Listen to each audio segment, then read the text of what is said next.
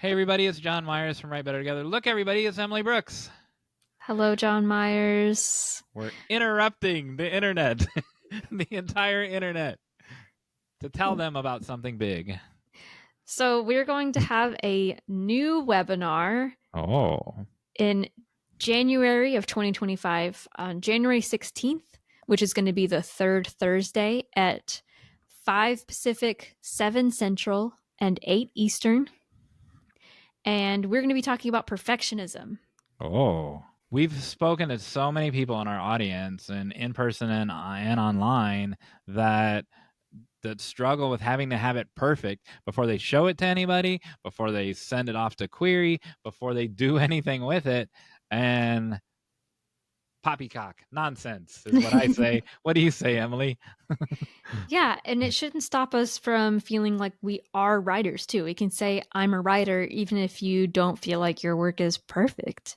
And so we're going to work through that on the webinar with your help, because you're going to be there just like on our last one we did. Your shining bright faces will be there asking us questions, and we'll work through the discussion. Yes. So if you want to join us, you can go to writebettertogether.com/contact and fill out the form and just put January webinar, and we will add you to the list. We will send you a link on the day of. We'll also be live streaming on Facebook and YouTube. Great. I'll be there. Me too. We hope to see you all there.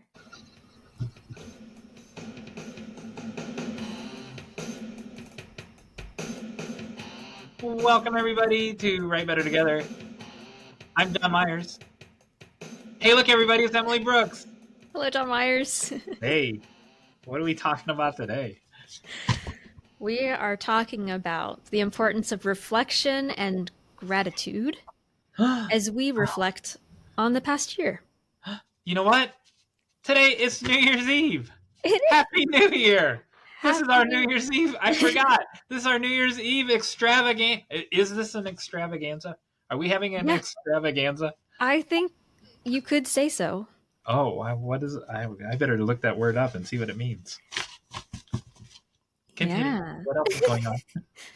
We are going to have lots of gratitude to share in this episode. So every once in a while, we will stop and just thank people who have been guests on the show, who have been friends of the show, who have helped us, who have supported us in any way. And so, because we really couldn't have done it without you, and that's really what this episode is about. We're going to have listener responses. We're going to have our big idea where we talk about reflection and gratitude. And then I'm going to teach Jon Meyers something. Oh my goodness. Hashtag Hey Jon Meyers. And then we're going to have the final act. Wow. And it's not going to be a silly game. It's going to be a game that you cannot lose. Like, there's no way you can lose. So there'll be many prizes because you just have to do something. Like, you can do something. Anybody can do something.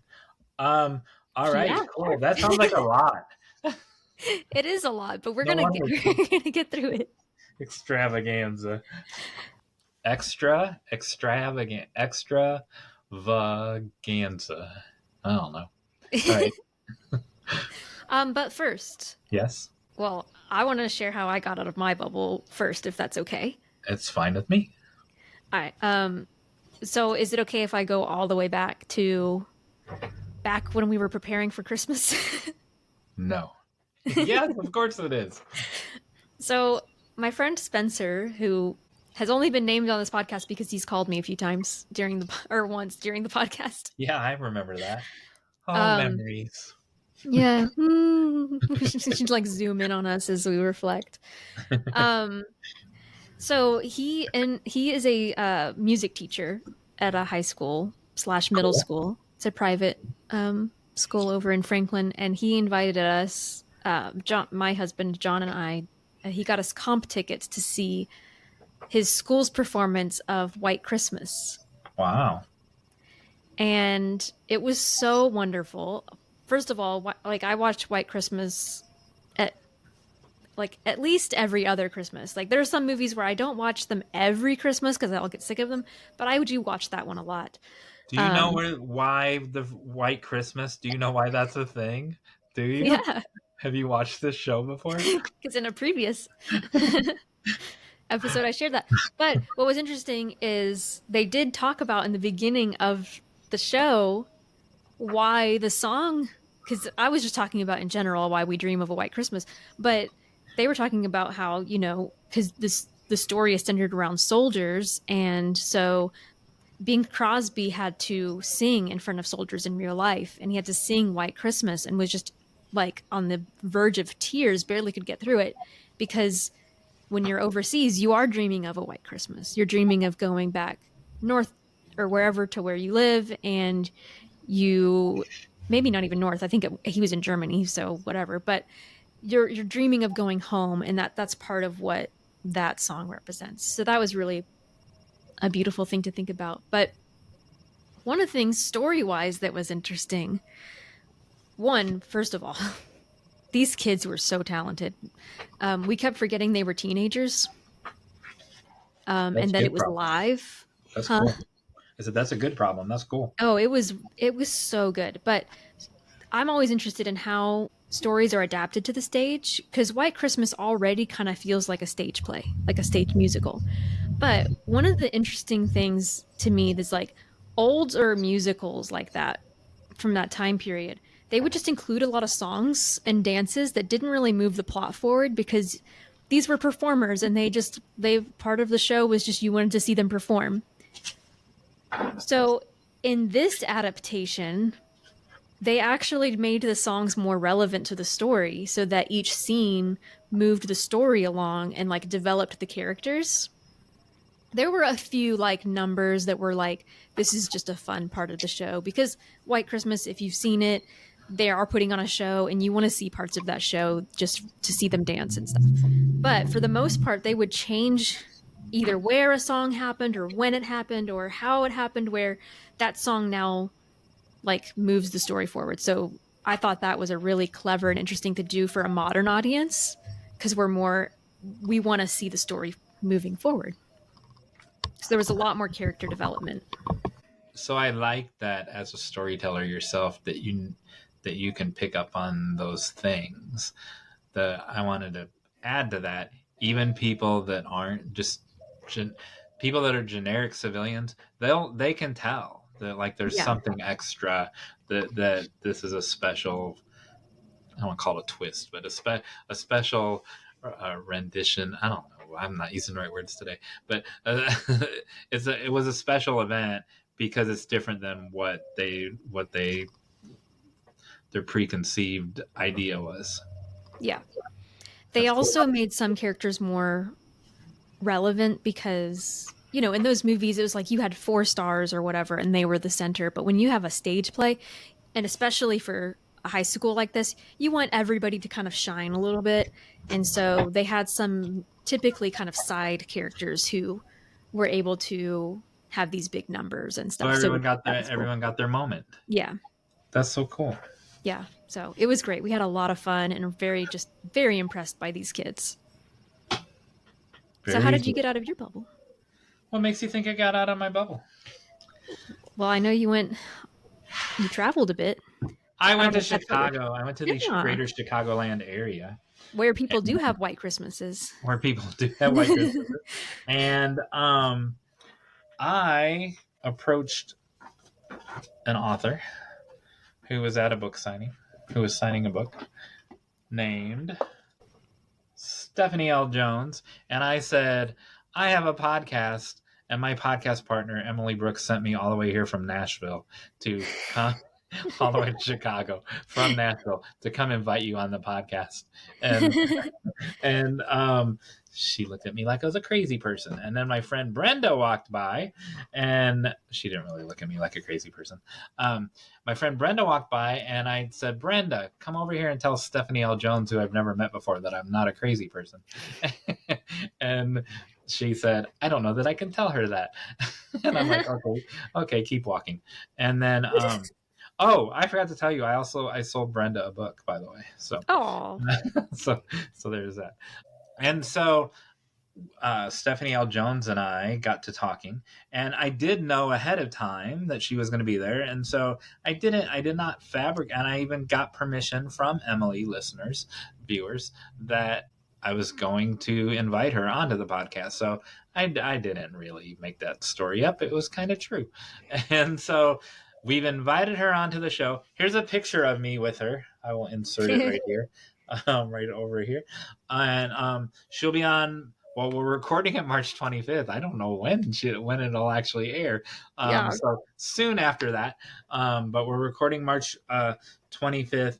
And this book that I held up, The Gratitude Challenge. So Stephanie L. Jones, she has 9 books, and her first book was about she did now I'm not going to remember the right number of days, but it was either 535 or 555 days in a row where she did a small act of kindness, like bought everyone pancakes or baked cookies. They're not all food related, but and just did a different act of kindness 555 days in a row.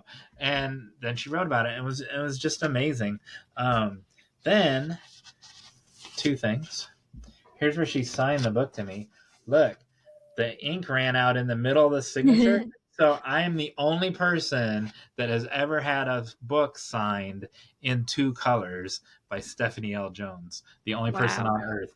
And she cut. So we need to do this, Emily. I don't think we're really going to do this. She color codes the ink that she signs it into the cover of the book. Oh, fun. So if it has a green cover, it just has green ink. If it has blue cover, it has blue ink. That's a fun So idea. how cool is that? And then last but not least, she diluted my brand and called me Jon instead of Jon Meyers. Wow. After I warned her. But anyway, it was wonderful to meet her. Can't wait to have her on the show, and you'll be hearing more about her very soon. There you go. I love it. I'm very excited. Just so listeners know, I am like fidgety. I am going to be swaying and stretching and moving and standing and stuff because you're on a pony, aren't you? Because pregnancy has made Emily weak or stronger, but stronger. In pain. I'm always fidgety. I'm not pregnant. It's not fidgety. It's I can't get comfortable. Oh, well. Do you need to stand up or sit down or? I don't know. We'll see. I'll move around if I need to. So we also have listener response. We do, and before I get to this first one, and it's from screenwriter Lucy Linger, and she knows that I'm sharing this. So I don't do New Year's resolutions. Do you do those? I used to, but I think I know what I feel like I want to hear what you have to say. It's not a trick. I'm not setting you up or anything. I'll say that last year I was going to do one of those Bible in a year things. Oh, okay. And that didn't go very well. So I know a guy, Carl Happany. He and his wife have a craft business called Happany Ever After. How cute is that? Because it's Carl Happany. Anyway, he does that. He's done it twice now. So I don't do New Year's resolutions, but the first word that Holy Spirit puts in my brain after midnight on the New Year's Day, that's my word of the year. And I love words of the year. I don't. Cool. So I don't plan ahead, and if I think it might be something, like in December, like right now, when we're filming this, we have a few weeks to go. It's never that, because it's whatever the Holy Spirit wants me to. Whatever Holy Spirit wants me to have that word. And if I would have known I was recording a podcast today, I would have had the list of all the previous words, but I didn't. I have no excuse because we film at the same time every week. So this is from filmmaker Lucy Linger. Progress was indeed my word of the year for 2024. And what progress I've made. A London run of my stage play, a feature-length filming of that play in post-production, a TV series option extended, a feature film optioned, a short film in post-production, a TV series proof of concept and pre-production, as well as other writing and consulting gigs. If someone had offered me the above on January 1st, I would have bitten their head off. I am in the process of choosing my word for 2025. Well, I'd wait till that day when the Holy Spirit puts on my head. But there is one word that keeps popping in my mind, but I really don't understand why or what it would mean to 2025. So I'm continuing to mull it over. I think that's, I think that's might be the word. Thanks to Jon Meyers for the idea of word of the year. It's been a game changer. So look at all that she's done in a year, and you could never predict that. So on my page, on my personal page, which I don't really ever talk about on here, I put my word of the year at within 5 minutes of after it turns midnight, but I'll put it on. And will you do one too, Emily? And I'll put it on Write Better Together page, and then you viewers, listeners, put it underneath that on January 1st. And I know, Emily, you probably won't be up at midnight, but if you are, then actually, I probably will be. We stay up late here. All right, then if you are, then that's when I'll do mine, and I'll put it on our page, and then we can see what everyone's page is. I love that. Now, yeah, cool. The last thing I want to say about that is that was an incredible amount of stuff, right? Yeah. But look what we didn't even exist in January 1st when this started. We didn't exist until March for all practical reasons. And we've spoken at conferences, we've filled rooms, we wrote a book, and we've had this show. We haven't missed a week of every Tuesday. What am I forgetting? Something big. You got pregnant. Yeah. That's a lot. Well, there have been a lot of personal things too, and I think, and we've talked about this before with many, many times with Journey Before Destination and all of that, that progress is progress, right? So if you're writing more than you did last year, great. Like if you're writing more than you wrote last week, great. If you feel healthier and mentally and physically, great. If you feel like you have more of an organized life and a more organized house or whatever, like progress is progress, and so all of it is worth celebrating. Yeah, 100%. Some of those things we didn't know even when we started in March that we were going to do those. Like we didn't have a book planned in March or even in April. We didn't even talk about that at that point yet. And so we do have plans for 2025, 2026, 2027. But there'll be other things that'll be like what Lucy just said. Like we have no idea. That's even more exciting than the planned one because we don't know what's going to happen. Those are the, I don't say they're better, but those are cool that we don't know what they are.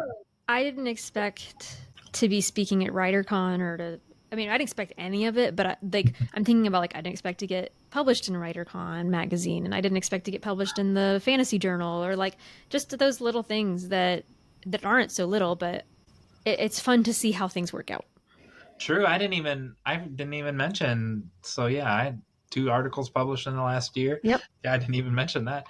I sold 2 mini screenplays, 2 short, and yeah, I didn't even mention those. I was all worried. There's so much. Yeah, we could go on, but yeah, so much. And you have a viewer response? I do.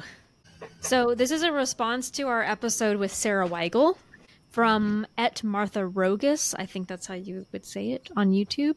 She says, I heart this, and both of you at 3:51, so minute 3:51 seconds, I began to emerge from my bubble. This will surely inspire me to stay focused on the job at hand, which is painting a room in my house, because I don't want paint on my keyboard. Truly grateful I found you, or you found me. I will write in a couple hours when the painting is complete today. Hi, Martha. So Martha is the teacher who invited us to Zoom into her class, and we couldn't make the schedule work out. Yeah. And so next semester, get those students ready because we're going to talk about them on the YouTube. But I love how she was painting and thinking, all right, when I'm done painting, I'm going to be writing. And I love that. Yep, that's awesome. Cool.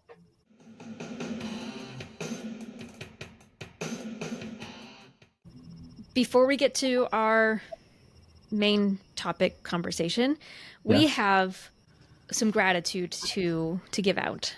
Speaking of gratitude, Stephanie L. Jones. Yes, exactly. We have had so many wonderful, wonderful guests on this year that we just want to shout out again and just to thank all of them. I just can't believe how many we've had. And everyone except for Jack Handy has said yes. Yes. We have not been rejected, Jack Handy. And by You're the getting way, we have this. lots more on the schedule. So we have Pinar Tarhan, Yes. That was our first guest. first guest. These are kind of in order, I think. And should I say, I think, I mean, I said it okay. It's Pinar Tarhan. Dude, But where did you come from? that's how she said it, Pinar Tarhan. But it's Pinar Tarhan in our All right. English. So now that we've used this accent during the game, I will expect for you to use an accent or Okay. two. We had Carrie Drobin. Oh, my goodness. Who is just fascinating. My goodness. We've had Bob Signs on 3 times. A wealth of information. Next, we had Brian Baker. Oh, yes. And we had him on technically twice because we had him on for an afterthought. We did. Him and Wes Anderson. Yeah. Adrian Sanders. Yay.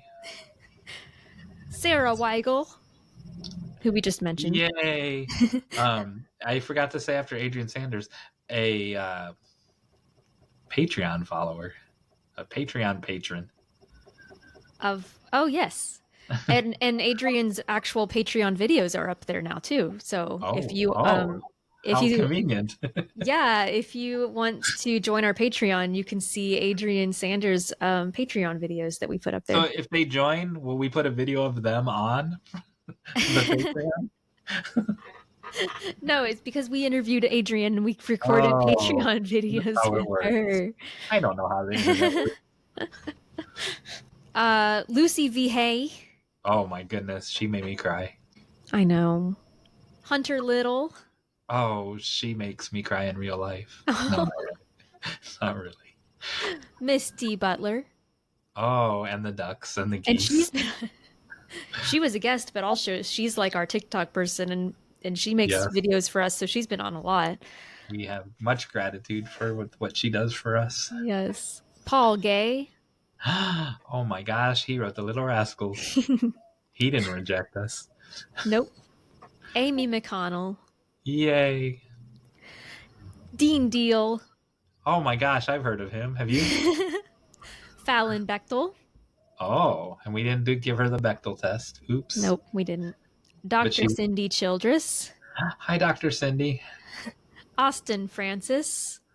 Yay. Hi. Hey, Austin. Dr. Cindy sent us a thing just before, like last night, this morning. I saw it this morning, inviting us to speak at like in Wales or something. And like, you two would be great here. You should check this out. I'm like, okay, I'll check it out after the holidays. Oh my goodness. I've never traveled overseas. Well, I've only done interviews with people overseas. Do you have a passport? No. Well, Fiona Faith Ross and Sophie Gardner.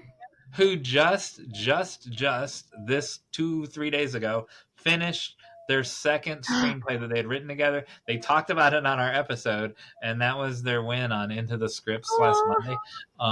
Well, I mean, it's been a while now that we're watching this on New Year's Eve, but yeah, they got number 2 done. Good job. Congratulations, y'all. Charlotte Winters. Oh, super positive. Renee Guttridge.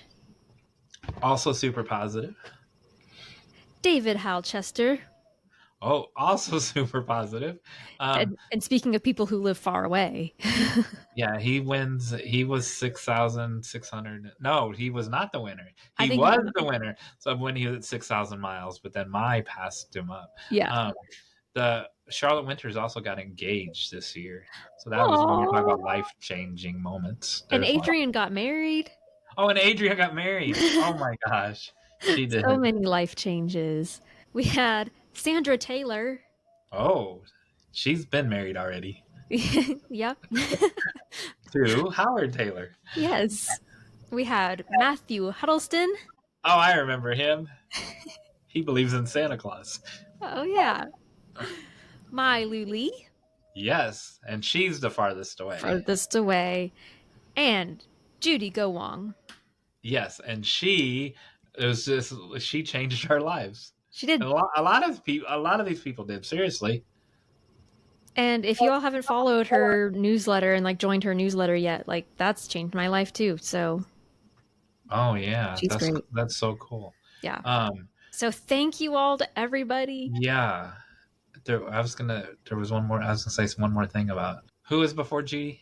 My Lily. Do you think she ever sleeps? Man, I don't know. Because that was at 1 o'clock in the morning her time, and she was raring to go when Yeah, we she was like, I'm interviewed not her. in a hurry. Yeah, and just from the amount of stuff that she does and the projects that she's on, uh, that is a common denominator between all of our guests. They're in the middle of 6 or 7 things. No one is Mm, just like a one person thing, yeah, I hadn't thought about that. and we kind of are too. Yeah, for sure. If you do a lot, come join us. Come join our tribe. All right, cool. What a great So, year. what a great year. I think one of the fruits in my life from this podcast has been talking to these other artists and creatives and learning from them and being inspired by them just over and over and over again. That has been really impactful for me. Yeah, 100%. And we did. I get speechless. Each one, when we're done, we're like, "That was the best one ever." I know. It's and true. and but it's not fake. Yeah. They really are. But then the other one the week before, and the other one the week before. There's so much.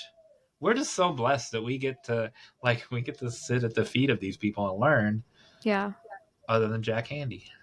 Yeah, because everybody's been so willing, Yep. and we worked around some crazy schedules and had people meet us at midnight, and so it's just been we're just very grateful.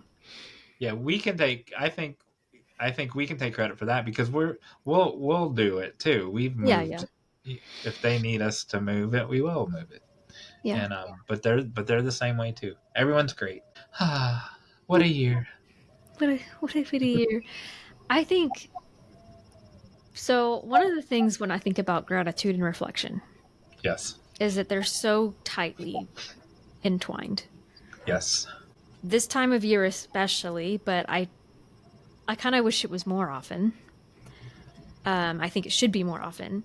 Is we start to think back on, okay, how did this year go? What choices did I make? And what fruit came from those choices? Or what choices did I make where there was no fruit that came from those choices? Because that happens too, you know. Sometimes you try something out and it doesn't work out, and that's fine. I think we should be doing that more often. Like, how did this month go? How did this week go? How did this season go? Because the thing about New Year's resolutions for me is that it kind of feels like a lot of pressure to be like, okay, I'm making this New Year's resolution now, and then I have all year where I have to keep doing that, as opposed to how do I want to change my life this week and see how that goes. Like I try new schedule like techniques, I try new not diets, but like, well, let's see what happens if I add more protein to my diet or something this week. I exercise a little bit more this week as opposed to having the whole year span. But what I was trying to get to was the idea that when you do reflect, it encourages gratitude. Like I think it actually just like bubbles up gratitude when it's like, oh man, look at all the things that happened and how much I have to be grateful for. When you say that we should do that more often and more frequently, so of so many things from when we last talked to Judy Go Wong have stuck with me that keep popping up every day. Like, oh yeah. but one of them was where she said that she prays for the next 7 seconds. Yeah. Like, do you remember when she said that? Yeah. Like then, because it says we're supposed to pray continually, but for the next 7 seconds. Well, to do that, you have to reflect not just daily. You have to reflect how'd this morning go? Yeah. How that when we get off today, we're gonna have to be like, how'd that go? Like the last hour, how did that go? I do not like to look at the past. I'm move forward, move forward, move forward. But that, even though that's praying forward 7 seconds, that it requires you to reflect when Yeah. you do it that often. The higher the frequency, the more reflection is required, I think, if that makes sense. Yeah, and I think too, like if you are praying ahead at all, like you're anticipating how is God going to show up, then it's important to also look back on how did God show up, right? How has God been showing up in my life? And to identify those with gratitude and not just continually be like, okay, what's next? What's next? What's next? And I'm like you, I think a lot about the future, and sometimes I forget, like, oh wow, I prayed about this thing and then I never stopped to be grateful or anything. It just like kind of happened and then I moved on to the next thing. And usually, not always, but usually, I mean, that's part of when there's a miracle or a prayer answer. You're supposed to tell other people. That's Yeah. right. Now Yeah. there are a couple times where Jesus like, don't tell anybody, right? But there's Yeah. very specific reason for that. And so yeah, in order to tell someone that God did this thing this past year, the last 8 months, the last 9 months, then you have to look back. Yeah, and it makes me think of, because this was brought up in Sunday school recently, when, oh goodness, I'm going to get it wrong. Joshua? I don't know the story yet. Yes, Joshua. Yeah. I don't know what you're gonna say. How do I know? God leads them to, I don't think they're at the promised land yet, but he leads them, Yeah, Joshua. right? And then Yeah. he puts up the stone that is like a stone of gratitude, that's like, this is a sign of to remind us of what God has done, where God has brought us. And so there's a word for that, like setting up monuments, or there's another way to put it, but it's the idea of creating these kind of physical representations of God's promises. Whether that's, it could be you're journaling about it, it could be you are vocally speaking it out loud, or you have a day like holiday. That's what a holiday is, right? Like a day of remembrance, usually. But to actively remember what God has done. 100%. I don't know the word that you're Yeah, searching I know for. there's a So phrase for it. when you do it with a flag, that's where you're planting a standard. A standard is Yeah, a flag, yeah. so that's where that comes from. But it's a rock, a cairn. We know what a cairn We know what is a because Karen that was from is. our first episode. I saw a cairn, by the way, on my trip this weekend. Oh my goodness. Yep, Full circle. yeah, but it went. I was going by it too fast. I couldn't turn around Mm. and take a picture of it. But yeah, I know what you're talking about, but I don't know the word either. Is Yeah. that their call to action to give us the word? I don't know. I'm sure. You know how I told Judy go long? I let you handle the heavy lifting of the mental health stuff, Yeah. and she said, "Why is that? What are you asking me for?" And is it because I don't like to look backwards? Oh, I don't know. Well, I don't know specifically what you were asking me to handle, so I don't know how I stood. At that moment, I asked you to handle a segue from one topic to the other, where we were shifting gears into the mental health part of the conversation, and Yeah. you're so good at you have the right words and the right vocabulary to do that. But then, yeah, she kind of put me on the hot seat and I don't know. made me think about that for a second. Maybe that's why, and to keep it with this topic, maybe that's why, because I don't enjoy looking back. Mm. I don't like reading history. I'm move forward. Yeah, well, I think that there's a part of that that's really healthy, right? Because we can't get stuck in the past either.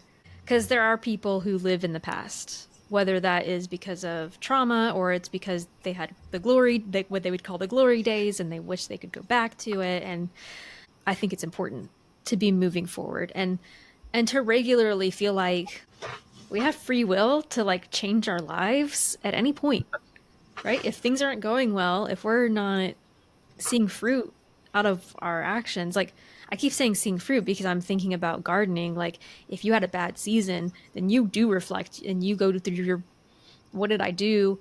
Why did we only produce this much? Right. And it's, I think, same thing of like, what fruit was born from this? And the fruit doesn't have to be money or success or numbers of any kind. It could be joy or peace or, it could be any of those things. But we have the ability to change our lives and see what happens and do things that bear healthy fruit. Know what else can be fruit? The friends that we make. Yeah, Because absolutely. it really can. And especially when you're trying to corral a bunch of cats together into an online community. when your whole thing about your online community is to not be online and get out of the bubble. And but we've amassed a major group of friends in the last year. That is a great transition. Thank you. That's what I do for a living. I'm a podcaster. Could I tell you about the first 15 people who have Yeah, that we're going to talk absolutely. about?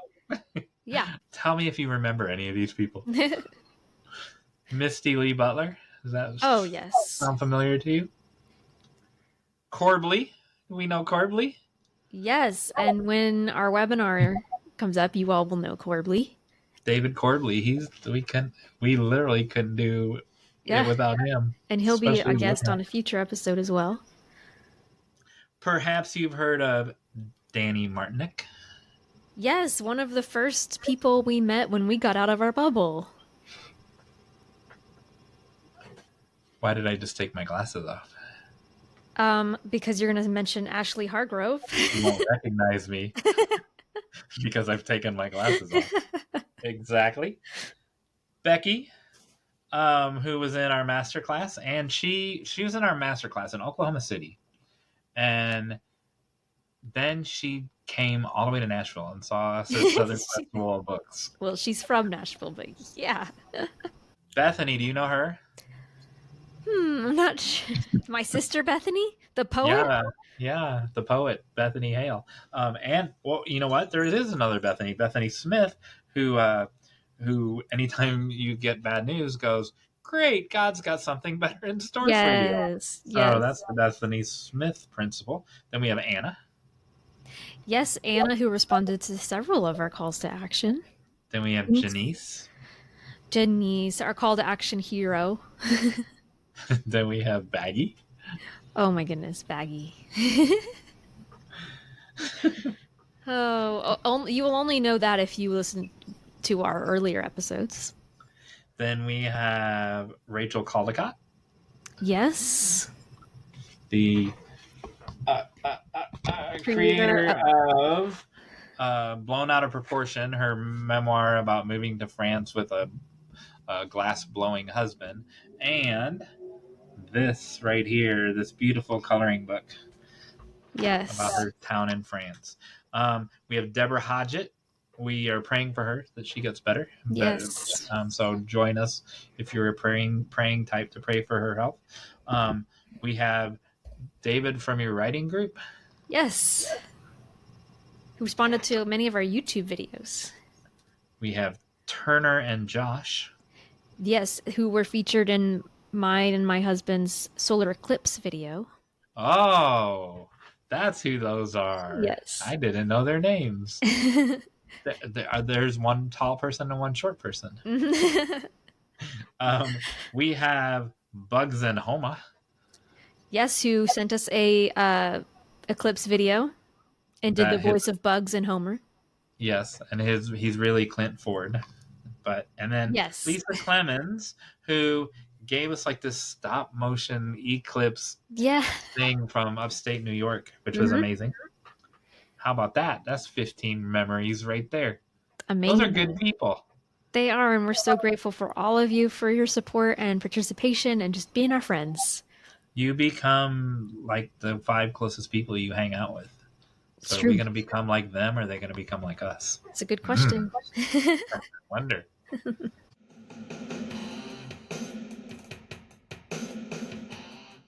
Speaking of people, I mean, I think too, I think back on who were the people in my corner this year. You know, who are the people who I need to send a text and just say, hey, thanks for being, a good friend this year. You look like you're getting choked up. I'm more just getting back pain. Way to ruin the moment. Oh, and can I talk too about patience? No, Because I don't like that I don't topic. like, I mean, nobody wants to have to be patient, but like, Don't ever pray for patience, people, yes. because oh my goodness, you'll get some. But like as you, I mentioned back pain, and the thing is, like, I'm in kind of a little bit of pain right now, but I am so grateful to be where I am, because trying to have a baby, it takes a lot of patience and trust and a lot of things that are outside of your control too. And so just grateful to be where I am now and looking ahead, thinking about how my future is about to change drastically. How old does a baby have to be before you tell her? I know you don't want me to call her or her. Until you tell the baby. Um, do you know the pain that you put me through? I I was on this know. podcast, and You how owe long me. did they? Yeah, No. how long it Hopefully took you? never. Hopefully never. I mean, I can tell them that to be honest, but I don't want to be the parent that holds that over them. Like, Well, that's I that, gave birth to you. I brought you to this world, and I can take you out of it. So I think, that doesn't seem like you. nah. Next, Okay, we've got so many friends. in a year, these are like maybe a handful that I knew before, and a handful you knew before. Oh These yeah, are a all new handful. people. Yeah. So Daphne Ekman and Blake Roos. Yeah, man, Blake Rouse. Rouse. Um, oh my gosh, they were in a coffee shop and they made us a video and they mentioned our So name. sweet. And then when she came to Nashville, I didn't go see her, and I will Oh, next time. I will next time. yeah. And especially after the episode with your dad, that this is important to Yeah. support indie artists. And Yeah. I'll go next time, Daphne. We should have a whole episode about how to support indie artists. Okay, Yeah, write it down. June 3rd. Is that the day you're coming back? I don't know. I don't remember. Um, Allison Cubit Ripley?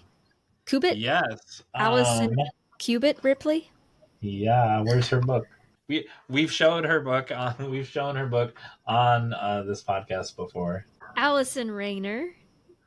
Oh, hi, Allison. Allison is the super contributor on Into the Scripts. I Mm-hmm. named her my vice president once. Yes. Um, I have one that says Allie, friend in the coloring book picture. Oh, my friend Allie that used to own the bakery that had the That's right. Yes. the Hey Thank John you. Myers cupcakes. Yes. Yes. Hey, Allie, you need to open another bakery. Okay. I'm looking We have ahead. Emily, who was on our webinar. Yeah, and she's done a lot of chiming in on Facebook and Yes.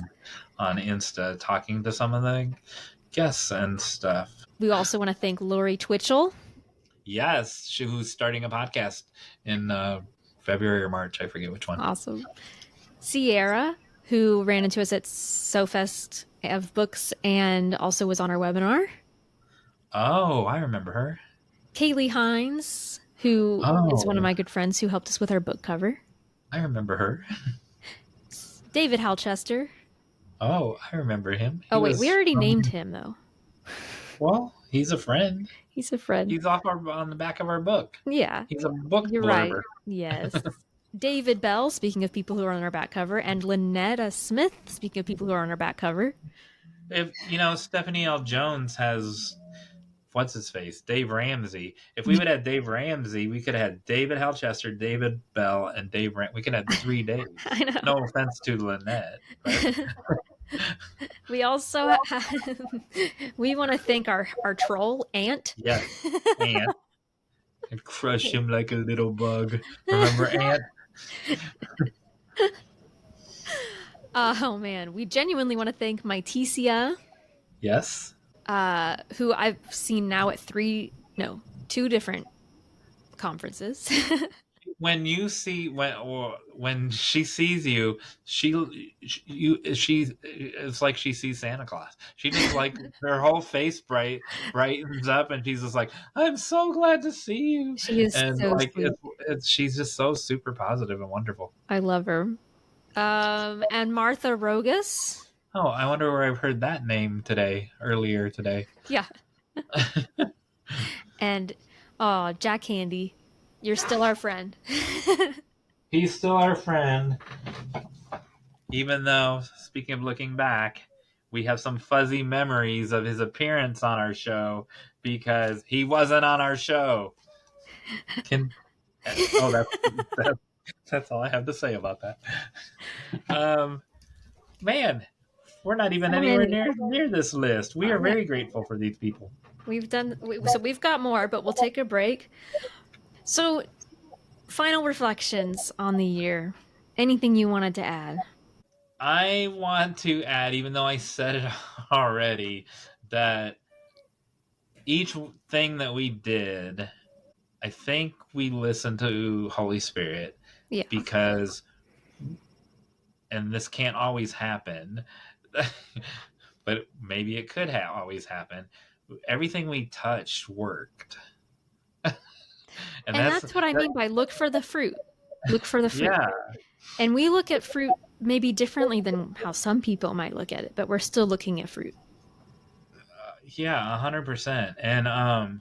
And there are things that I said, hey, let's do this. And Emily's like, nah, let's not. And there's things where we both came up with an idea and then like, nah, that's not going to work because of this reason.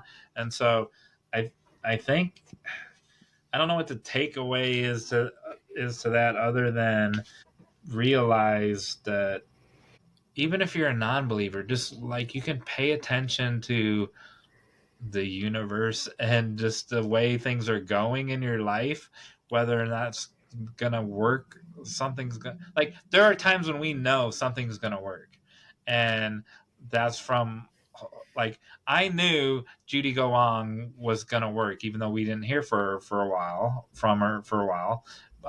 because there was an email mishap.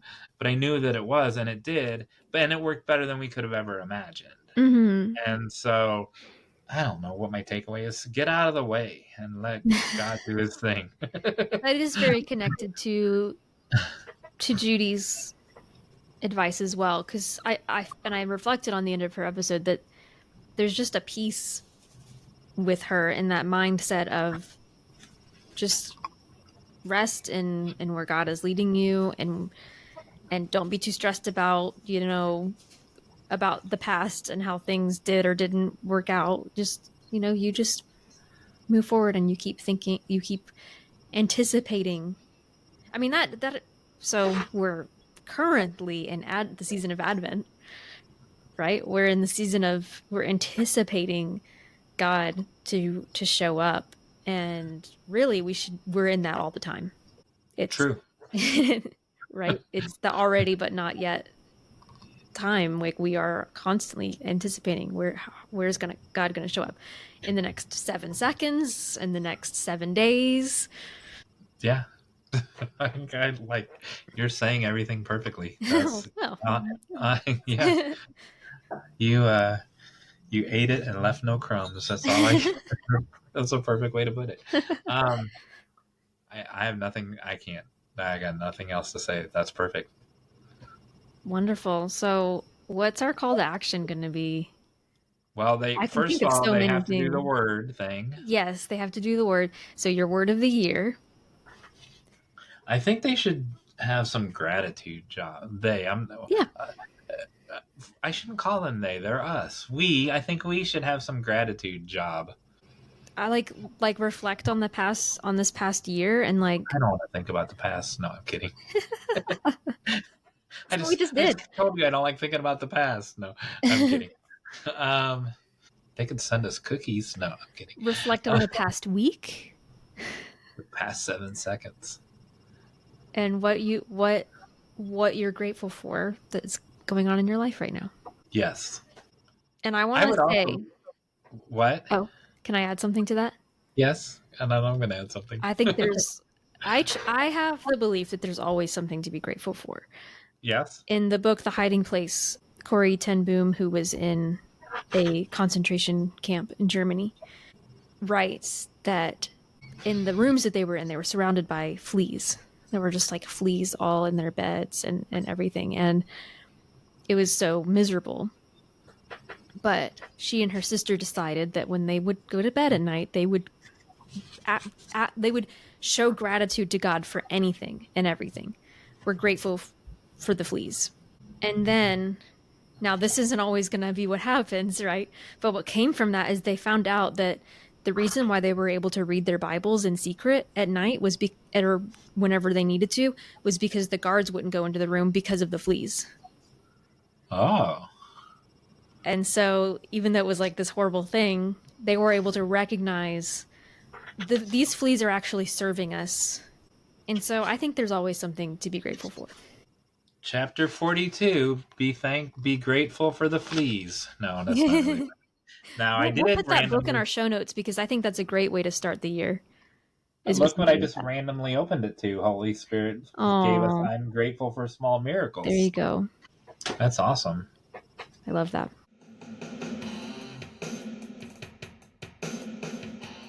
So, before we have our next segment, we're going to show a little more gratitude. Oh, cool. So, we have John Wesley Harding. Yes. Who is also Wesley Stace. So, back in the day, he was John Wesley Harding, indie rocker. I shared his Starbucks song on Song Saturday, and he commented on it and liked it. And now he's a novelist named Wesley Stace. Oh, awesome. But Wesley is obviously the same thing, right? But and when he performs now, like he comes to Nashville a lot. When he performs now, he's Wesley Stace as John Wesley Harding. And so I'll make sure that he sees us talking about how wonderful that he is.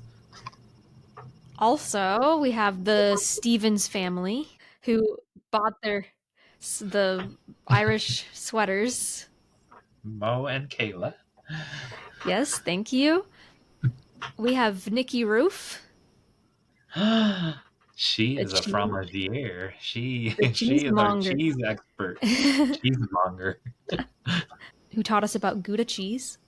Yes. Michael Jamin, the great teacher, screenwriter. Here's Allison's book I couldn't find earlier. Where is Jamin's book? I'm rereading part of Jamin's book. It might be over on my nightstand. We've talked about him and his books a lot. And Paper Orchestra. And he's commented on some of our stuff too. So correct. He's interacted, and I am now in one of his private groups. Excellent. And he is super supportive and helpful.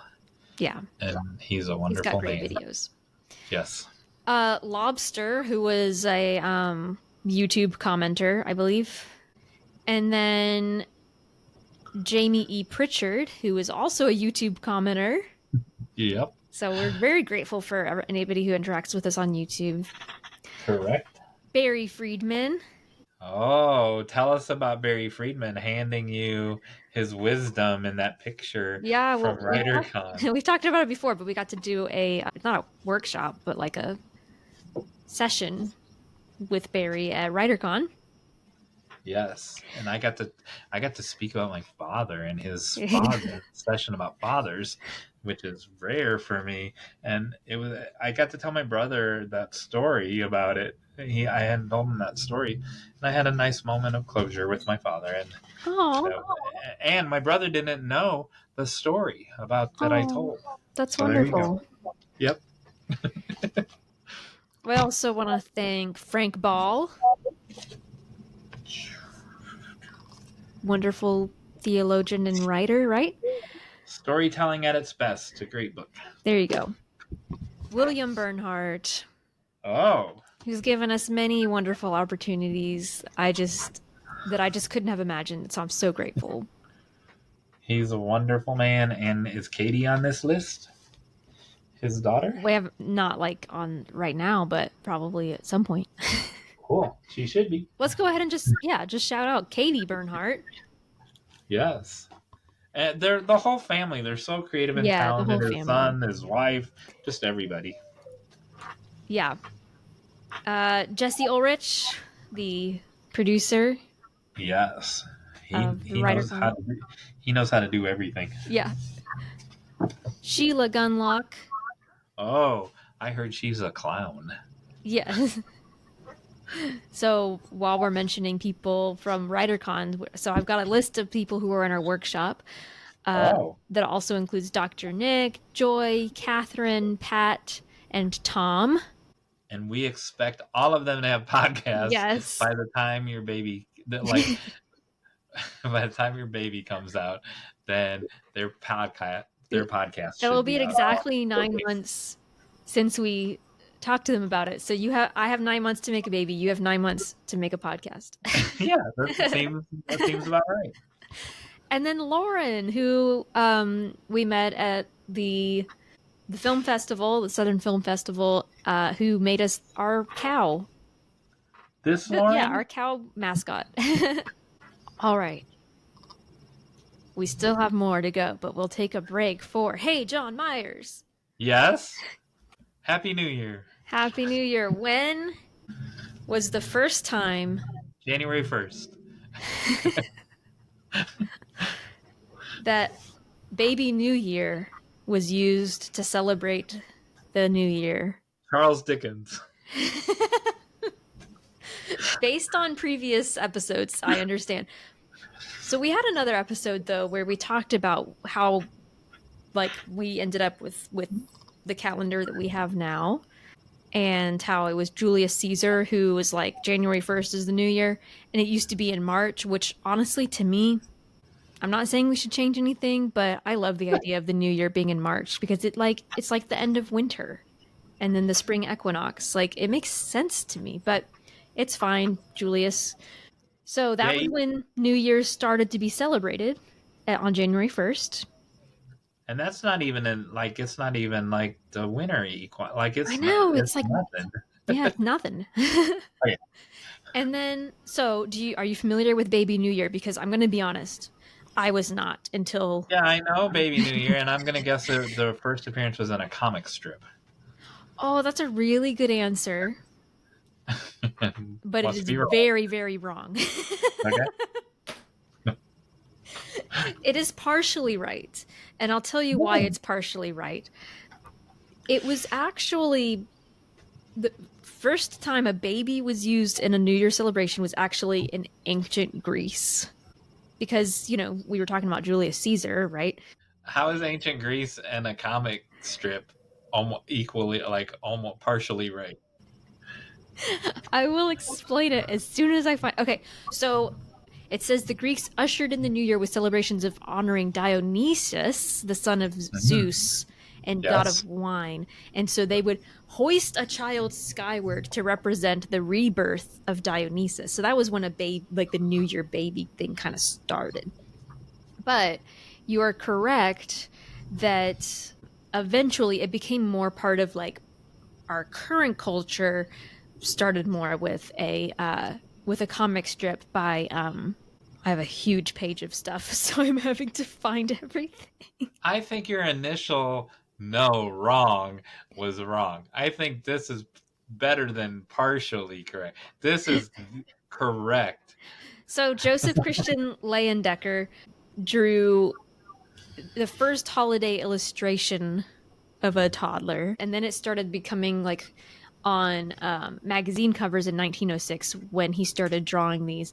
And then he would experiment with it, Baby New Year would be a little cherub, and then the next year because of the war it would be a soldier, or it would be a woman suffragette a suffrage activist, and so it was like kind of depending on the time. And then eventually it became the baby with the top hat, and Right. in 1936. And a sash. Yeah, They have to have a sash with the year on it. yeah. So it I think adapted, and then it also this site is also saying, so it started with the Dionysius baby, and then in Germany about 500 years ago, it was that they used a depiction of baby Jesus, and so it was baby Jesus ushering in the new year, but then it became more secularized later on. So all of those, it's an interesting cultural thing because it's happening in Greece, it's happening in Germany, it's moving here, and then now it's just. I'm gonna be honest. In like my family, like I didn't even know the Baby New Year was a thing. I was never told about Baby New Year. I never experienced it in pop culture. Good thing you learned. Good thing this podcast exists. You would have never learned about it. And then when your baby pops out, you wouldn't hoist it above your head like tradition with Baby New Year. Well, You can and just Baby call your New baby. Year in Germany, they try to find who was the first baby born in the new year, and then they They would do, call them Baby New Year in German. they do that here too. And then it'll be on the news and who it was, and they were born in Yeah, January 1st at I heard it's 12:01. I heard it's harder for them to find now though because they're being more private with the families. Oh, I So don't. it's harder to know like who was really the first baby born I in the believe new we year. have less privacy now because of the internet, not more privacy. Yeah, I I mean think. that's true. But the nurses and the doctors specifically are like trying to keep the privacy. They're Oh, I openly got you. sharing those records and stuff. So who knows? Well, that makes sense. And then Baby New Year is, of course, alongside Father Time and is often battling Father Time, I've heard. I've also heard that Baby New Year can become Father Time over the year. Again, this is all new to me. Like I don't know how I've like lived in a whole my whole Did life. you read comic strips when you were a baby? I mean, well, not when you were a baby, but when you were a little kid. No. Did you watch the internet when you were a little baby? We didn't have um I mean, I recall getting newspapers that had comic strips on it, but like and like reading some of them, but I read like Garfield And and Baby Peanuts. New Year never came to I've Garfield's house. never experienced Baby New Year ever. So when I was a kid, Jon was unusual, but Garfield's John Huh. is Jon, and so that normalized Oh, John interesting. Jon, and then your husband is also John Jon. Mm-hmm. Was he named after the Garfield owner? No, and in fact, I don't think I've ever asked you this. If your full name, like on your birth certificate, is Jonathan. It is not. It's just John. Okay, because my John, in his family, he is Jonathan. Oh, And then he shortened it to John in college. my family was poor and we couldn't afford all those extra letters. Awesome. Sure, laugh at poverty on the new year.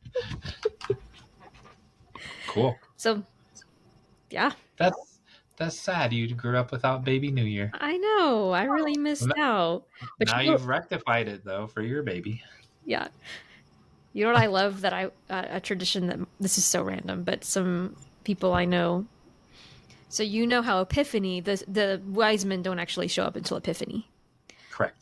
And so they wouldn't put the wise men on their nativity until Epiphany, but they would have them on I don't remember if it was a blimp or a kite or some kind of flying machinery from the ceiling down a string that it would get closer and closer to the nativity every day. Who did this? One of my professors and his kids. Oh. So Three wise guys came on a blimp? And I don't think it was a blimp. I don't it was like a parachute or something, but A drone. or a hot air balloon, like I don't know what it was, but they would just get closer and closer. That's what the mystery drones are. It's actually the three wise men. Yeah. So, oh my goodness. All right, we have more gratitude. Oh my goodness. There's just so much gratitude. My turn. It is your turn. We are grateful for these next cluster of people. Lauren, who wrote the children's book. If only I had it to hold up. Oh. We'll put the picture in. I have it, and obviously because I've held it up before. Oh, and her and her mom have been super active Mm-hmm. on the Instagram lately. And we've run into them twice in person. Yes, we have, and they remembered us. Mm-hmm. They're part of our tribe now. Um, Amelia, Jenna, and Amy Lane. Mm-hmm.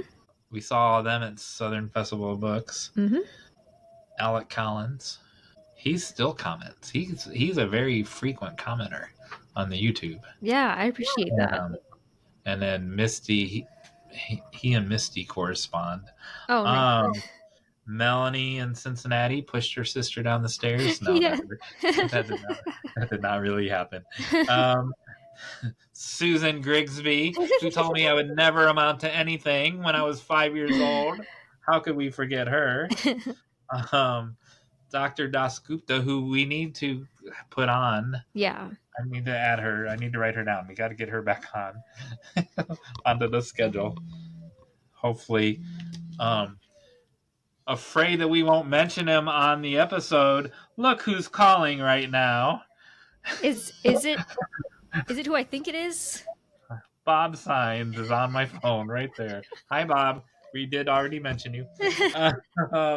Michelle Peterson, Caitlin Porter, Rendy Greshner, Max and Thomas Griffin, June Anderson, and Amanda from Pen and Podium, and Kirsten Modlin, who I've talked to a couple times now, who will be a guest Wonderful. when the new year starts. So exciting. We have some really, really good guests planned ahead. We do. So if you want to... There you go. Right. Yeah. If you want to hear from those guests, we've got quite the list planned for this next year. Be sure to subscribe to the podcast wherever you're listening. And we've already expressed our gratitude for you. And I think, you know what? I'm not going to ask for anything because today is a day of gratitude. We just want to say thank you for listening. What now? Oh, that means that it's time for... Yes? The final act.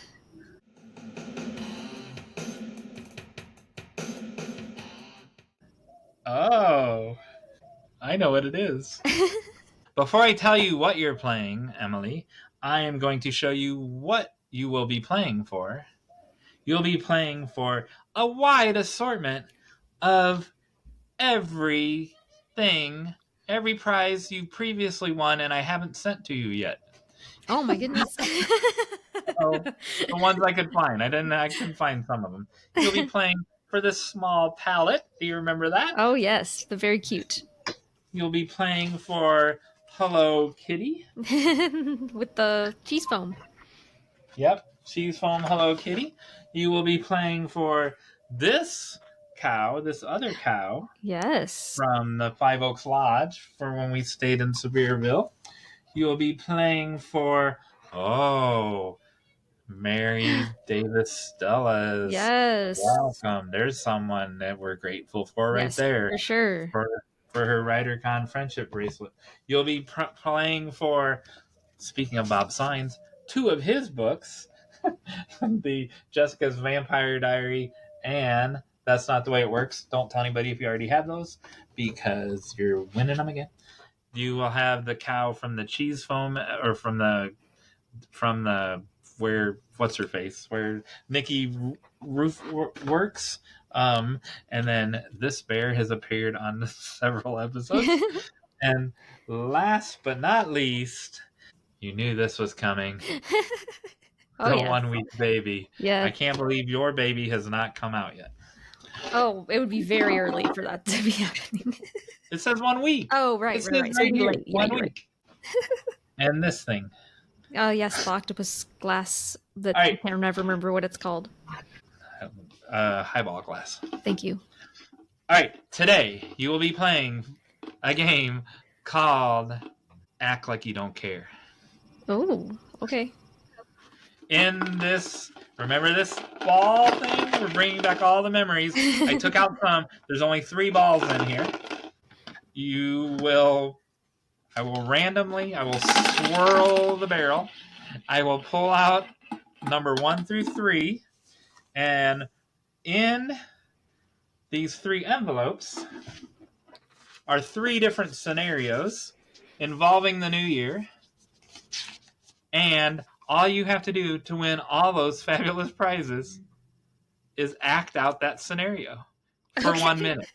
If you do it in an accent, oh if no. you act out the scenario in an accent, you can win Baggy, who I don't know where Baggy's eyeballs are. So Baggy has made a new reappearance, but Baggy has no eyeballs.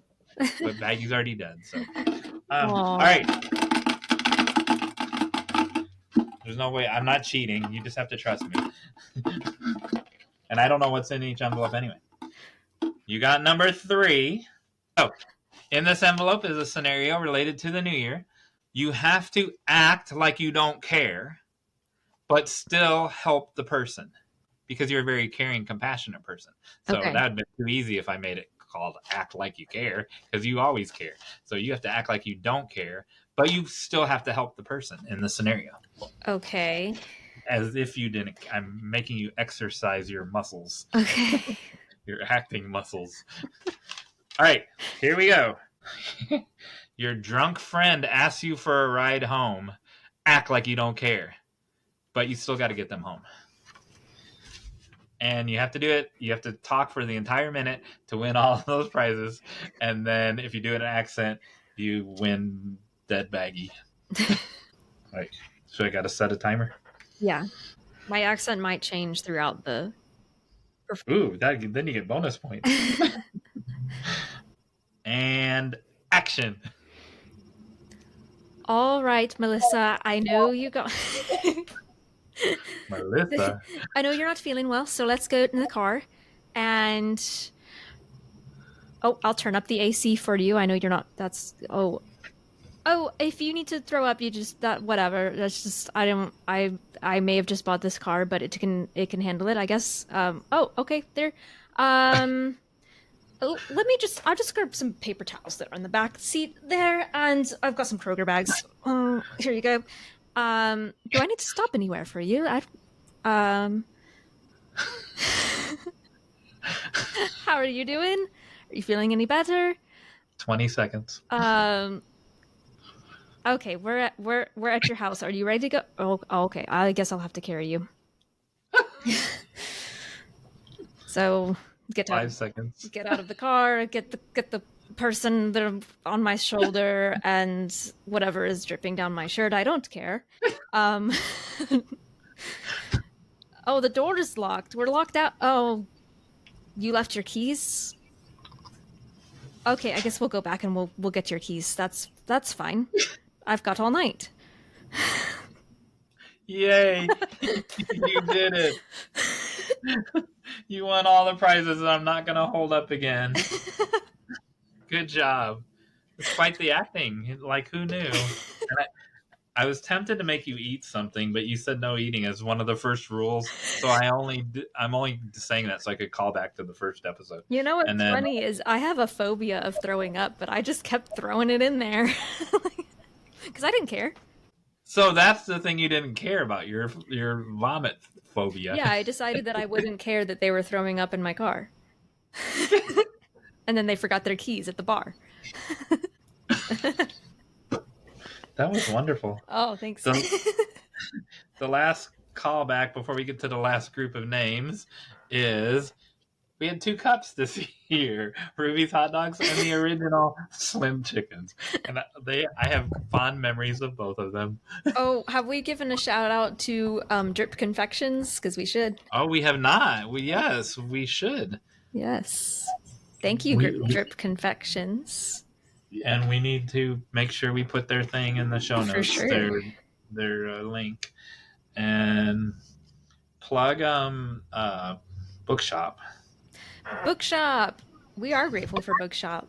If you didn't know, we have a bookstore on Bookshop /Write It Better Together or something like that. We'll put it in the show notes. But we have all of any book we've mentioned on the podcast, guests' books, and then if we don't have it on our bookshop, then we've also shared links to those on our Amazon.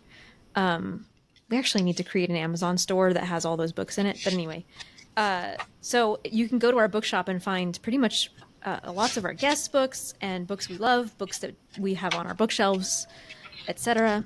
So go check it out. Yay, that's a great idea. Just before we get to those last names, Mm-hmm. I was going to tell you the two you didn't pick. I should have done that Oh, earlier. yes, I do. I am curious.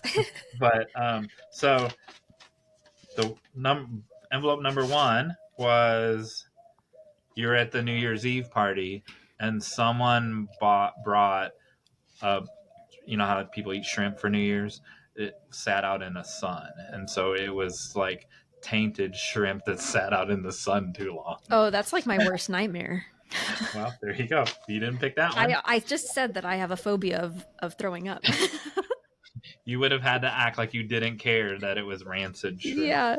And then the other one was, this is the new one that I created during the episode. I threw out the other one because it wasn't as good as this one. Tell Baby New Year that he's fired. As the mascot for New Year's. No. How did you come up with this game? I don't know. I like it. It's fun. Because I was trying to recap the new year. Yeah. And you're the caring and compassionate one, so I wanted to see you act like you didn't care. I like how you say that as if you're not also caring and compassionate. In my brain, I'm cold and distant. Oh, wow. But I cry more than you do. All right, cool. All right. We got a last handful of names. Yep. You want to finish off the list? Aaron Covington. Oh, we learned from him. Mm-hmm. Connections matter. Dr. Rachel Barr, my nemesis. Who's a bigger nemesis, her or Susan Grigsby? Man, good question. Neurophysicist. William Paul Young, what would you like to say about him? Oh, man. I hope we get to talk to him one day. Just a wonderful speaker and inspired me a lot. We should have Jack Fest. Handy. We talk more about it in our Writer Fest episode. We should have Jack Handy call him and invite him. Sure. Randa Newman and Corby Lenker, two filmmakers. Mimi McCarley. Yes, Mimi, also very inspiring speaker at Writer Fest. David L. Hancock. Mm-hmm. The Lundra Alliance. They did a call to action, or they did a response. Yes. They did a response. And Margie Signs. Your husband's been calling Margie. I didn't want to feel her left out. And then I thought of one more before. I got three more, but then I thought of one more. The guy who had the countdown to his name. Because he wanted to be mentioned on the episode. My brother-in-law, David. Your brother-in-law. Well, shout out his name. Shout out to David Hale. Then we got to put a countdown to his name again. Yeah. And then Cindy Beggle, who was in our book. Yes, and Sarah Jackson from Sarah Jackson Coaching, who was in our book. And then last but not least, I didn't know if that they were that you could hear them, but I put Kaiju on the list. Yes. I don't know if listeners have been hearing Kaiju, George, and Sierra cooing the whole episode. Also, thank you, Brandon Sanderson, because Journey Before Destination came from Brandon Sanderson, and I say it like every day. And Winnie. And Winnie. And I think if we forgot you all, I'm sorry, but there's one thing you should know. Even if we forgot you, there's one thing you should know. Wait! I need to do something first. Are you going to give birth? I know. Well, we're not going to show you giving birth. I know what you're about to say. Yes. And it's the perfect segue, so I hate to ruin it. But I played bingo this time. Dude! Oh, man. I started because I had on my big long drive. Oh, man. But I lost. Oh, I thought you... I didn't know you could lose. Well, I didn't get 4 in a row. Oh. But I show you what I did? Yeah, so on the drive, I was like, was the last chance for this year to do it. I know. And so I started my little card, and then I didn't bring it when I went to do this when we sat down to record. Okay. All right. So I actually think you may have said some of these, but I missed it. Like I wasn't 100% sure if you said it. So here's what I wrote down. I'll just say them and then I'll say which ones you did. So on the left side is Emily is 2 months older than me. You didn't say that. Oh man, I didn't say that. However, the next one you did do. You pointed to where something will go on the screen. Yes. Yep. You didn't, That's good. You didn't mention Kelly Clarkson. What's wrong with me? Kelly Clarkson, Kelly Clarkson, Kelly Clarkson. She's going to appear now, just like Beetlejuice. I almost put Jack Handy on there, but I didn't because I figured we'd give him a shout out, and that felt like cheating. The phrase "in a previous episode," which I said, but I don't think you ever said. I think I did. Oh, okay. Well, we'll say that you. I still didn't win. Okay. You did scan your bookshelf for books multiple times. Multiple times. I don't think you said on the YouTube this time. I said on the internet. I said I was watching the internet. Which, if you look all the way to the right, that is one that I put down. I was watching the internet. Like you know me. You didn't mention Iki. Oh man, I left Iki. I mentioned Maggie and not Iki. I can't remember if you said #StupidWalk before we recorded or after. I think you said it before we recorded, and I was like, man, I didn't say it on the show. You didn't talk about how my baby would be our future producer.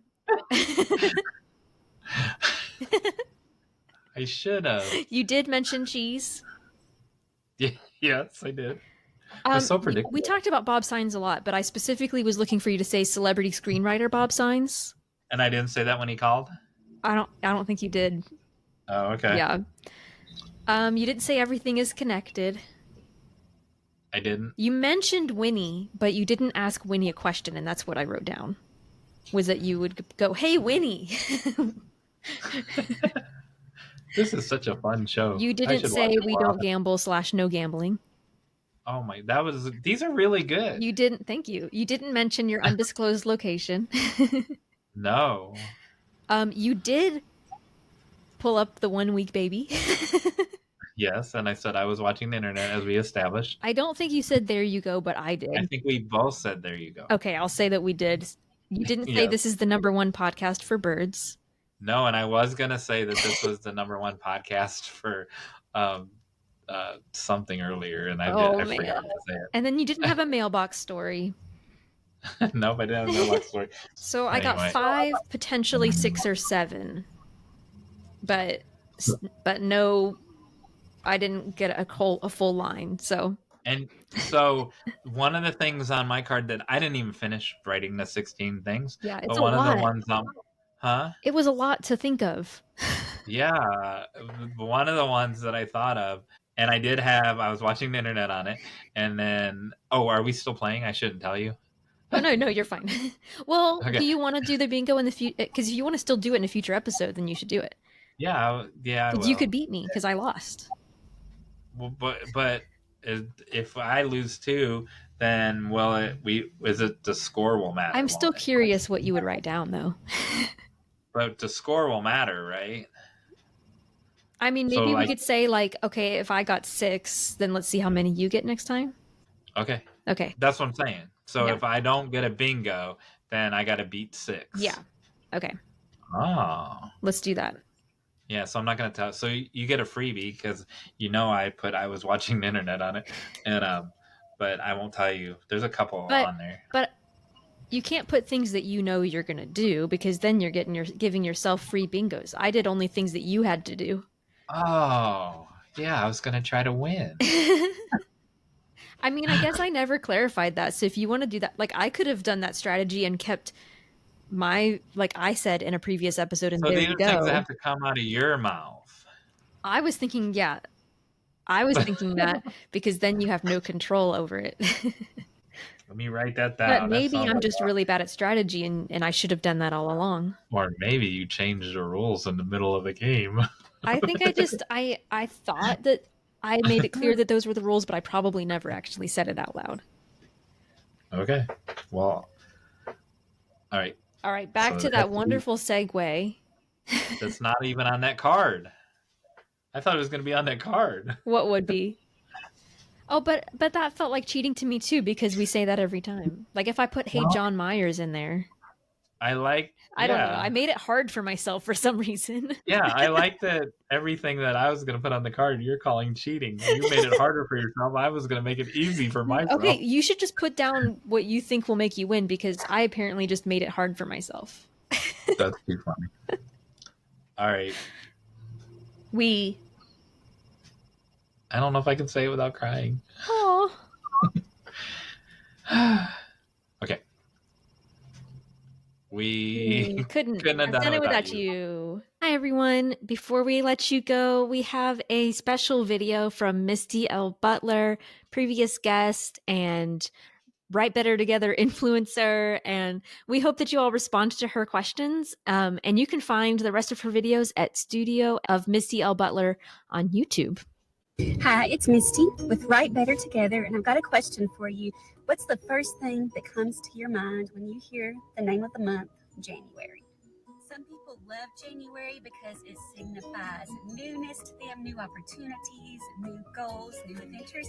And some people are not so fond of it because they look back over a year with a lot of disappointments, goals that didn't work out, and just things that they wish they were further along with. So if you fall in that latter category, I want to challenge you to look at the last year and think of two things, one personal and one regarding writing or another creative project you've had, two things that you can say are good.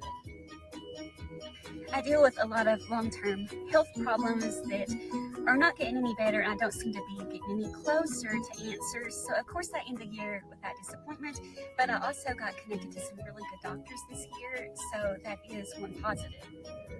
I did end the year with a book close to completion. Now, I'm not sure what to do with this book. I'm kind of at a standstill. I was planning to release it early in 2025. I'm not real good at internet sales. I haven't learned that yet. And since I don't have a famous name, I also have a hard time getting into groups and places where I want to speak and do book readings and share about my book. So I'm kind of stuck on if I want to go forward or not and release this book. So while there are disappointments connected to those, there are also a couple of good things. And I would like you all to drop in the comments below a couple of good things you can look back over the past year and say, hey, that was good. Maybe it's not perfect, but that was good. So I'm going to be reading below to see what kind of things you can share with me, and wishing you all the best in 2025.